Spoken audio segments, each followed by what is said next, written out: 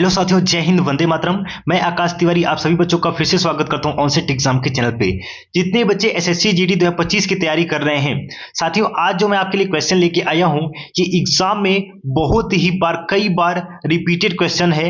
ये सेशन आपके लिए द मोस्ट इंपॉर्टेंट सेशन होने वाला है। बहुत ही इंपॉर्टेंट प्रश्न आज मैं आपके लिए लेके आया हूं जो कि एग्जाम में कई बार रिपीटेड है। सभी प्रश्न का जवाब आपको कमेंट में करते हुए चलना है। तो एक बार जितने बच्चे सेशन को देख रहे हैं वह जल्दी से लाइक करके अपने सभी साथियों के पास शेयर कर दिए ताकि सभी बच्चे जल्दी से क्लास में जुड़ जाएं जो एसएससी जीडी की तैयारी कर रहे हैं। सभी क्वेश्चन के लिए आपको मात्र 10 सेकंड का समय दिया जाएगा क्वेश्चन को पढ़ने के बाद। चलिए, क्वेश्चन नंबर फर्स्ट क्या कह रहा है? 13 ताली किस राज्य का प्रसिद्ध लोक नृत्य है?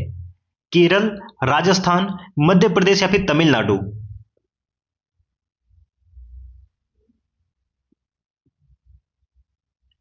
कि 13 ताली राजस्थान का एक प्रसिद्ध लोक नृत्य है। केरल का मैंने आपको बता रखा है, केरल का लोक नृत्य क्या हो जाएगा? कथकली होता है।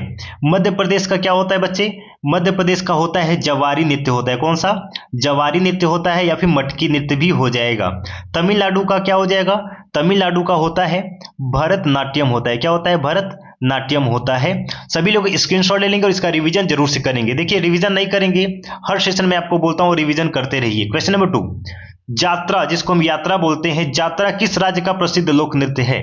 पश्चिम बंगाल, बिहार, पंजाब या फिर ओडिशा?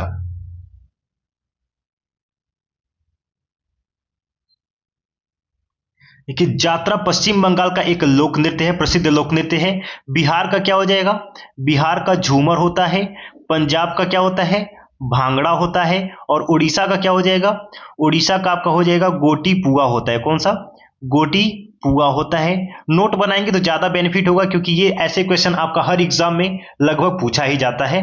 क्वेश्चन नंबर 3, निम्नलिखित में कौन सा ग्रह सौर मंडल के सबसे ठंडे ग्रह की श्रेणी में आता है? यूरेनस, नेपच्यून, बुध या फिर मंगल?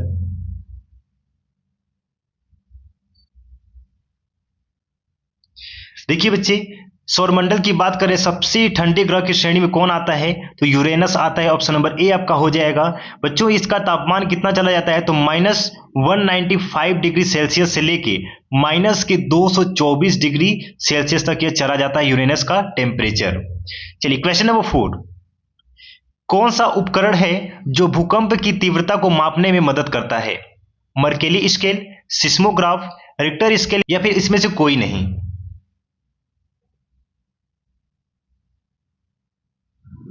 देखिए, मर्केली स्केल, सिस्मोग्राफ और रिक्टर स्केल ये तीनों आपका एक भूकंप की तीव्रता को नापने के लिए एक मापक हैं, लेकिन सिस्मोग्राफ का उपयोग ज्यादा होता है। अगर आपका ऑप्शन में सिस्मोग्राफ है तो आप बी नंबर ही सिलेक्ट करके आएंगे, सिस्मोग्राफ, ठीक है ना।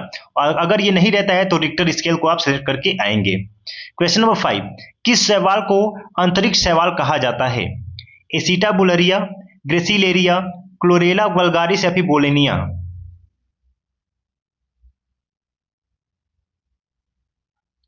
देखिए, अंतरिक्ष का शैवाल किसको कहा जाता है? ऑप्शन नंबर सी हो जाएगा, क्लोरेला वल्गारिस को कहा जाता है। सभी साथी एक बार सेशन को लाइक करके एक बार शेयर कर देंगे सभी लोग।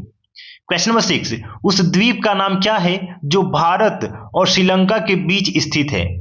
माजुली, कच्चा थीवू, चोराव या फिर मुनरो?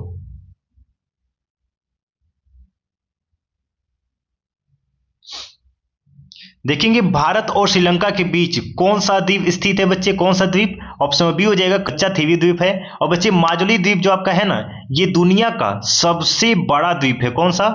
सबसे बड़ा नदी द्वीप है। कौन सा है? सबसे बड़ा नदी द्वीप माजुली द्वीप है, याद रखेंगे। सभी बच्चे सेशन को लाइक करके शेयर करके चैनल को सब्सक्राइब कर लेंगे। डेली यहाँ पे हिंदी का प्रीवियस ईयर एग्जाम में पूछे गए प्रश्न का क्लास डेली सुबह 8 बजे चलता है, तो चैनल को सब्सक्राइब करके रखेंगे, डेली इस क्लास को अटेंड करेंगे। क्वेश्चन नंबर 7, भारतीय रिजर्व बैंक आरबीआई के पहले भारतीय गवर्नर कौन है? सीडी देशमुख, सुकुमार सेन, अमर्त्य सेन या फिर सी राजगोपालचारी?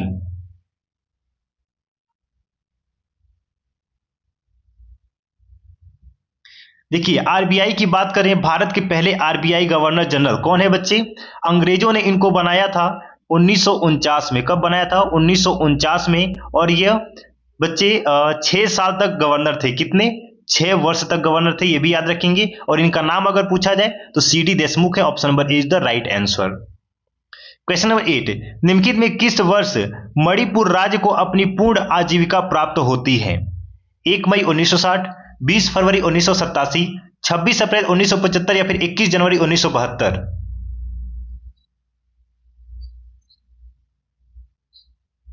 तो साथियों 21 जनवरी 1972 को मणिपुर को अपना सर्वस्व राजस्व प्राप्त होता है, यानी कि पूर्ण आजीविका उसको प्राप्त होती है। क्वेश्चन नंबर 9, कौन सा विटामिन न्यूक्लिक एसिड और लाल रक्त कोशिकाओं के निर्माण में मदद करता है? Vitamin B6, vitamin B3, vitamin B10 या फिर vitamin B5? The right answer is option number B हो जाएगा, विटामिन B3। क्वेश्चन नंबर 10, माध्यम के तापमान में वृद्धि ध्वनि की गति को कैसे प्रभावित करती है? गति में कमी होती है, गति बढ़ती है, अपरिवर्तित रहता है या फिर उपरोक्त में से कोई नहीं? तापमान में वृद्धि ध्वनि की गति को क्या करती है? ऑप्शन बी हो जाएगा, ऑप्शन बी हो जाएगा, गति बढ़ती है। क्वेश्चन नंबर 11, चूहों को मारने के लिए निम्नलिखित में से किस रसायन का उपयोग किया जाता है? Magnesium sulphate, calcium carbonate, zinc phosphide या फिर पोटेशियम एल्यूमिनियम सल्फेट?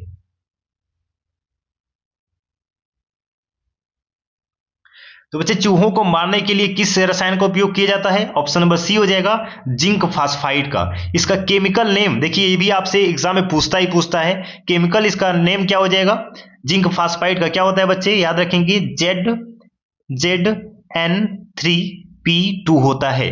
और मैग्नीशियम सल्फेट का पूछा जाए तो मैग्नीशियम सल्फेट का याद रखेंगे MgSO4 होता है। कैल्शियम कार्बोनेट की बात करें बच्चे तो CaCO3 होता है। और पोटेशियम एल्यूमिनियम सल्फेट की बात करें तो बच्चे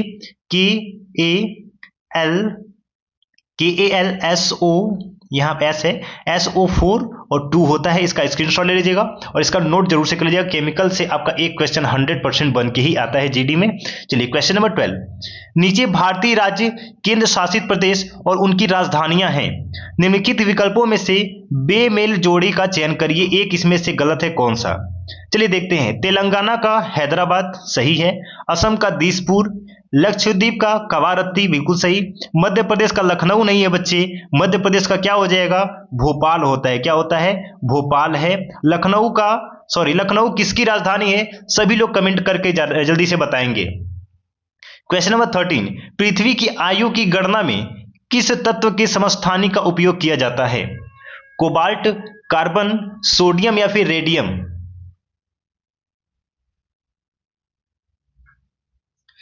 पृथ्वी की आयु की गणना में रेडियम का उपयोग किया जाता है, जिसका केमिकल फॉर्मूला क्या हो जाएगा? Ra होता है। वहीं कोबाल्ट का केमिकल फॉर्मूला हम बात करें तो CO होता है, कार्बन का C और सोडियम का क्या होता है बच्चे? Na+ होता है। चलिए क्वेश्चन नंबर 14, किस वायसराय को भारतीय रेलवे का जनक कहा जाता है? Lord Dufferin, Lord Dalhousie, Lord Hardinge या फिर उपरोक्त में से कोई नहीं?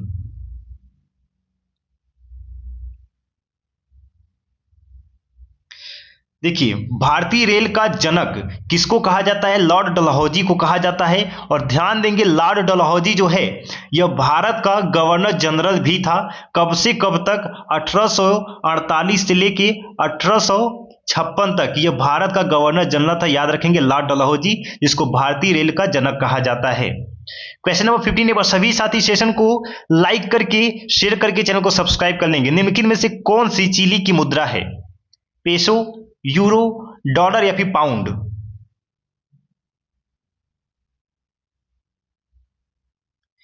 देखिए, चिली की मुद्रा की बात करें तो पेसो हो जाएगा, ऑप्शन नंबर ए हो जाएगा। और चिली के बारे में मैंने आपको एक कल क्वेश्चन दिया था, चिली किस चीज में सबसे अग्रणी उत्पादक है? तो यह तांबे का अग्रणी उत्पादक देश है, यानी कि तांबे का यहां पे प्रचुर मात्रा में उत्पादन होता है। याद रखेंगे चिली में। बाकी चलिए हम बात कर लेते हैं यूरो का मुद्रा क्या है बच्चे? यहाँ पे हम ऑप्शन छोटा कर देते हैं ताकि आपको बराबर दिखाई दे। चलिए देखिए, यूरो का मुद्रा यूरोपीय संघ यूए की मुद्रा है। डॉलर कहाँ का बच्चे? संयुक्त राज्य अमेरिका की राष्ट्रीय मुद्रा है। पाउंड बच्चे यूनाइटेड किंगडम और उसके कुछ संबंधित क्षेत्र का है। रुपया भारत का है। क्वेश्चन नंबर 16, लखनऊ में 1857 के विद्रोह का नेता कौन है? यानी कि 1857 में जब लखनऊ में विद्रोह हुआ था तो उस समय नेता कौन था? तो ऑप्शन नंबर डी हो जाएगा, बेगम हजरत महल थी। कौन थी? बेगम हजरत महल। क्वेश्चन नंबर 17, वह थियोसॉफिकल सोसाइटी की स्थापना करने वाले प्रसिद्ध नेता कौन हैं? स्वामी विवेकानंद, सैयद अहमद खान, एच.वी. ब्लावत्स्की या फिर आत्माराम पांडुरंग?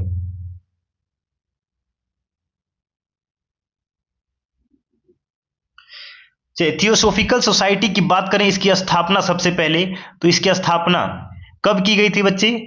थियोसॉफिकल सोसाइटी की स्थापना बच्चे ऑप्शन नंबर देखिए सी हो जाएगा, एच.वी. ब्लावत्स्की के द्वारा किया गया था। और किस वर्ष में किया गया था? तो 1875 में। कब? 1875 में न्यूयॉर्क में किया गया था। कहां पे? न्यूयॉर्क में किया गया था। स्क्रीनशॉट ले लेंगे इसका। Question number 18, quantum theory of radiation का आविष्कार किसने किया था? नील बोर, प्लैंक, रदरफोर्ड या फिर जे थॉमसन?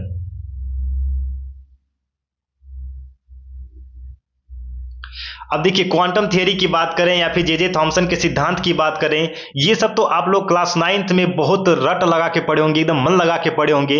एकदम आपका ऑप्शन देखते ही आंसर आना चाहिए। ऑप्शन नंबर बी हो जाएगा, मैक्स प्लैंक हो जाएंगे। Option number B is the right answer. Quantum theory of radiation का आविष्कार प्लैंक ने किया था। बाकी नील बोर ने किसका आविष्कार किया था? इनका सिद्धांत क्या कहता है? सिद्धांत की बात करें तो देखिए, नील बोर का सिद्धांत क्या कहता है? इलेक्ट्रॉन निश्चित ऊर्जा स्तरों में घूमते रहते हैं। रदरफोर्ड का क्या है बच्चे? इन्होंने किसकी खोज की? परमाणु में नाभिक की खोज की थी। जे थॉमसन का सिद्धांत क्या था बच्चे? इन्होंने किसकी खोज की? एस्टन के मास स्पेक्ट्रोमीटर और आइसोटोप की खोज की थी। स्क्रीनशॉट ले लेंगे इसका। एक क्वेश्चन आपका आ सकता है, ठीक है ना। क्वेश्चन नंबर 19, विश्व का सबसे बड़ा पठार कौन सा है? मैक्सिको का पठार, दक्कन का पठार, अरब का पठार या फिर तिब्बती पठार?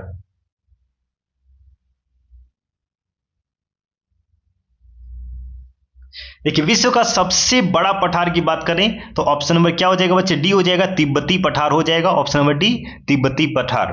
बाकी बच्चे यहाँ पे सारे पठार का हम डिस्कशन करेंगे, कुछ भी हम छोड़ेंगे नहीं इसमें। देखिए, मैक्सिकन पठार मैक्सिको का एक लंबा समतल और अर्ध शुष्क पठार है। दक्कन का पठार की बात करें तो भारत का एक विशाल पठार है। अरब पठार की बात करें तो अरब का पठार सूखा पठार है, क्योंकि यहाँ कम बारिश होती है और नदियां नहीं हैं। क्वेश्चन नंबर 20, निम्नलिखित तत्वों में से कौन सा तत्व हवा में एक प्रमुख अनुपात में मौजूद है? ऑक्सीजन, नाइट्रोजन, कार्बन डाइऑक्साइड या फिर आर्गन? और इस प्रश्न का जवाब देने से पहले सभी लोग बताएंगे, हमने टोटल यहाँ पे 20 प्रश्न का डिस्कशन किया। आपने 20 में से कितने प्रश्न का राइट आंसर किया है? सभी लोग कमेंट में लिख के बताएंगे, सर मैंने 20 में से इतने प्रश्न का सही जवाब दिया है। तो बच्चे, कौन सा तत्व हावा में प्रमुख मात्रा में मौजूद है, सब कुछ हम नीचे यहाँ पे डिस्कस कर लेते हैं। देखिए, सबसे ज्यादा नाइट्रोजन उपलब्ध है। नाइट्रोजन की बात करें तो कितना परसेंट? तो बच्चे 78%। कितना? 78% आपका नाइट्रोजन है। बाकी oxygen 20.95%, argon 0.93%, carbon dioxide 0.04%, helium, neon, methane, hydrogen और पानी की थोड़ी मात्रा वाष्प इसमें मौजूद है। सभी साथी सेशन को लाइक कर लेंगे, चैनल को सब्सक्राइब कर लेंगे। डेली यहाँ पे जीके और हिंदी का दी मोस्ट इंपॉर्टेंट सेशन कराया जा रहा है। बाकी इस क्लास का अगर आपको पीडीएफ चाहिए तो टेलीग्राम चैनल का लिंक मैंने कमेंट में पिन करके रखा है, ज्वाइन कर लीजिए। मिलते हैं साथी नए सेशन में। जय हिंद, वंदे मातरम।